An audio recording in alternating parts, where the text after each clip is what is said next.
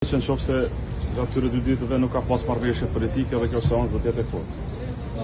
Partia parë, partia që ka më shumë të numrin e deputetëve në këtë parlament e ka për detyrim demokratik të gjejë kompromis me partitë që kanë ofruar gatishmëri për kompromis. Tani, qëndrimet e Lidhjes Demokratike të Kosovës tash në keni të qarta, ne si LDK ndajmë pikpamje kritë ndryshe prej partisë së parë, edhe sa i përket politikave publike në vend, edhe sa i përket qasjes, edhe sa i përket vizionit patarën e Kosovës. Është tërësisht e pa kuptim, besoj edhe çuditshme, se si një parti që ka 48 deputet nuk arrin të bëjë shëmit me 61 deputet.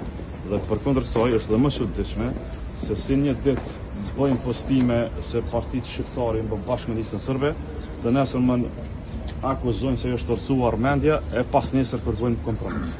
Pra shantazhi nuk do të duhet të ishte gjë diskutimit tani, por kjo është rruga dhe mënyra se si ka zgjedhë partia e parë të bëjë politikën këto momente. Unë po t'i kisha 48 deputet, sot do t'a kisha edhe kryetarit të vendit, edhe qeverisë.